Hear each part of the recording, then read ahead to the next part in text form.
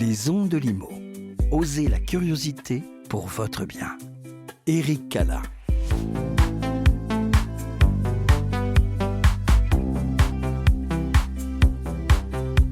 Jeudi 13 février à Paris, conférence de presse de la Fédération des promoteurs immobiliers autour des résultats de la promotion immobilière en 2024, avec les derniers chiffres du 4e trimestre de l'année dernière. Des chiffres qui parlent d'eux-mêmes et qui sont les plus mauvais parmi ceux enregistrés depuis 25 ans. 164 400 logements collectifs autorisés, soit un recul de 12,3% par rapport à 2023. Moins de 10 000 logements mis en vente au 4e trimestre 2024, du jamais vu. Sur l'année, les mises en vente ont chuté de 50% par rapport à 2022. Sans oublier le désengagement massif des investisseurs. Et il n'y a pas eu, dans le neuf, la reprise annoncée dans l'ancien au 4e trimestre de l'année dernière. Dans ce contexte, que faut-il retenir des chiffres de la promotion immobilière sur 2024 ? C'est la question que j'ai posée à Pascal Boulanger, le président de la Fédération des promoteurs immobiliers. J'ai envie de vous dire, il ne faut rien retenir, il faut tout jeter. Des chiffres catastrophiques, ça fait 3-4 ans que j'annonce des chiffres de plus en plus bas. Chaque année, je dis ça y est, on a touché le fond et je me rends compte qu'on peut faire encore pire que le fond. Pas de reprise des ventes, pas de reprise des mises en vente, pas de reprise des autorisations de construire, des prix qui restent stables. Ça, j'ai déjà annoncé plusieurs fois, on ne peut pas baisser nos prix, ce sont des raisons techniques. Donc une année cataclysmique, catastrophique, rien à retenir en fait. Pourtant, on sent quand même le retour notamment des primo-accédants au niveau des ventes, selon plusieurs promoteurs. Vous faites également, je crois, ce constat. Comment est-ce qu'on peut l'expliquer ? Est-ce que c'est à cause du maintien et de l'extension même du PTZ ? Non, parce que c'est trop tôt. Non, ce que je pense, c'est que les chiffres de 2024 sont catastrophiques. On est déjà aujourd'hui le 13 février 2025, qui s'est passé presque un mois et demi. On sent des choses. C'est-à-dire que les taux d'intérêt ont baissé. Le gouvernement a vraiment pris la mesure et a proposé des solutions, des mesures. L'extension du PTZ, vous venez de le dire, l'exonération de droits de donation. Je ne vais pas rentrer dans le détail, c'est complexe, mais pour tout achat d'appartement neuf. Ça, c'est une mesure qui vous tenait à cœur. Ah oui, c'est une mesure pour laquelle je me suis battu depuis 3 ans. J'y crois, cette mesure, vraiment. Ça permet de donner de l'épargne. Les personnes plus âgées ont plus d'épargne que les jeunes. Ils pourraient transmettre à leurs enfants ou petits-enfants net de droits. Ça permet de relancer le système. Oui, c'est une mesure à laquelle je crois beaucoup. Le LLI au particulier, sous certaines conditions assez faciles. Donc il y a des signaux verts quand même. Il n'y a pas que du rouge. Alors justement, par rapport à ça, on sent, et c'est peut-être pour la première fois depuis que vous êtes président de la FPI, la première fois on sent une pointe d'optimisme pour cette année 2025 dans vos propos. Oui, vous avez raison, il y a une pointe d'optimisme parce que d'abord on a touché le fond, ce que si je le pense vraiment, je le dis tous les ans, mais là vraiment on est à plus de 2 fois moins qu'une année normale, donc on a vraiment touché le fond. Et puis on a vraiment une prise de conscience de tous les acteurs, le politique. Jusqu'à maintenant, vous le savez, avant le gouvernement Barnier, il y avait une espèce de combat entre les acteurs publics qui disaient mais il faut que les professionnels du logement, allez, je vais prendre une expression un peu triviale, mordent la poussière pour que le prix du logement baisse. Et moi je leur disais non, on ne peut pas le baisser. Donc ce qui va se passer, c'est qu'on va quitter le marché.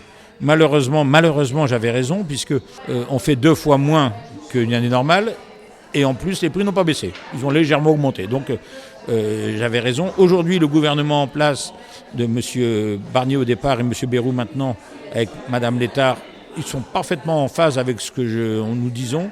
Ils ont la volonté d'aider. Ils ont compris que les précédents gouvernements avaient fait des erreurs d'appréciation.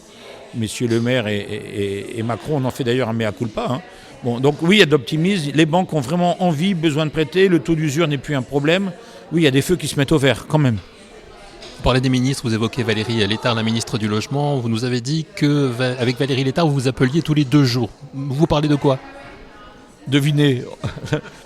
Non, mais Valérie Létard est très proche des... D'abord, moi, je la connais depuis 30 ans.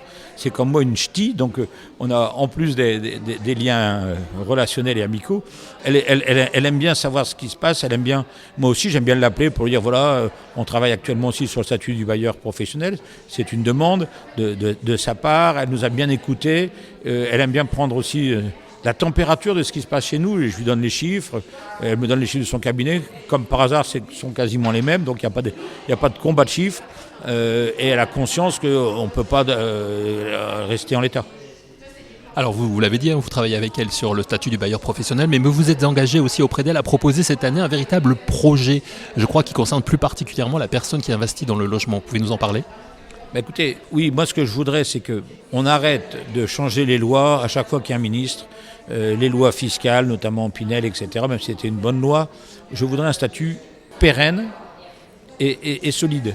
C'est-à-dire que l'investisseur, quand il vient dans l'immobilier, il dit oui, mais j'achète, mais de toute façon, la loi fiscale sur les plus-values, elle va changer dans 1 an, elle va changer dans 5 ans. Donc c'est vrai ce que vous me dites, mais malheureusement, non, tout ça, je voudrais que... C'est ce que j'appelle, moi, les lois psychologiquement rétroactives. Elles ne le sont pas juridiquement, elles le sont psychologiquement.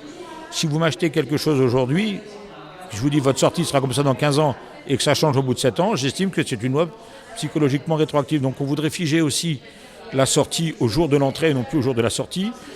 On voudrait travailler sur une non-remise en cause, un peu comme on fait pour une société. Une société, elle a ses règles, le droit fiscal ne change pas vraiment, les amortissements sont toujours là, etc. Mais voilà ce qu'on voudrait, c'est un statut pérenne. Et donc ce statut, vous y travaillez, vous allez faire ces propositions dans l'année ? On y travaille, on a encore une réunion avec des grands de la profession sous l'égide de la FPI hier soir. On a promis à Madame la ministre Valérie Létard de lui donner un dossier complet pour le 31 mars. Donc une affaire à suivre, on y reviendra bien évidemment. Pour revenir sur les chiffres de la promotion immobilière de cette année, quand on regarde sur l'ensemble de la France, les chiffres 2024 sont en baisse partout, sauf au Havre, et vous nous dites que ce n'est pas forcément une bonne chose, pourquoi ? Non, ce n'est pas les chiffres qui sont en baisse au Havre, c'est le taux d'écoulement qui est normal dans cette région-là, c'est-à-dire il est de 10,4 mois, je parle de tête mais je suis à peu près sûr de mon chiffre, et nous on est content quand un taux d'écoulement est entre 10 et 12 mois. Et il y a des régions où on est passé à plus de 25 mois. Au Havre, le taux d'écoulement est normal, mais dans un marché où il y a plus d'offres et plus de demandes. Donc il se vend très peu et il y a très peu à vendre. Ce qui donne un taux normal, mais qui est un marché totalement à l'arrêt également. C'est le taux qui est normal et pas le marché, voilà, c'est ça. Mais ce marché, globalement en France, est-ce qu'à un moment donné, il va remonter aujourd'hui ? Oui, moi je pense qu'on a touché le fond. Je disais la même chose l'année dernière. Mais depuis, je vous dis, je me répète, mais depuis cette volonté politique de nous aider, c'est fort quand même. Quand vous avez une volonté politique de dire il faut passer par des difficultés pour les opérateurs de l'acte de construire, c'est dur. Là, c'est l'inverse. Le gouvernement actuel est conscient de la situation, est conscient des erreurs du précédent gouvernement. Donc ils nous aident, les banques sont demandeuses de prêter parce que c'est leur métier. Donc oui, j'ai des raisons d'être optimiste. 2026, l'année prochaine, sera année d'élection municipale. Quel est votre sentiment quant à l'envie de construire des maires en place et des futurs maires ? On sait que les permis de construire, vous nous l'avez montré encore, sont à la baisse encore cette année en 2024. On sent, alors ce que je vous dis, c'est de façon générale. Il y a bien sûr des règles différentes selon chaque ville, mais on sent un frein. Les maires se disent un maire bâtisseur est un maire battu. Il y a eu des exemples de Lyon, de Bordeaux, où les maires bâtisseurs ont vu leurs équipes se faire battre. Simplement, il y a quand même des PLU qui sont votés, et nous, les promoteurs, on n'a plus envie de nous voir refuser des permis de construire sans réagir. Le PLU, c'est pas nous qui le votons, c'est la collectivité publique, ce sont les maires, les intercommunalités qui votent les permis de construire. Nous, on dépose des dossiers conformes au PLU, qui votent les PLU, pardon. Nous, on dépose des dossiers totalement conformes au PLU. Il n'y a pas de raison qu'on nous les refuse. Et maintenant, c'est nouveau chez nous depuis peu de temps, 2 ans peut-être.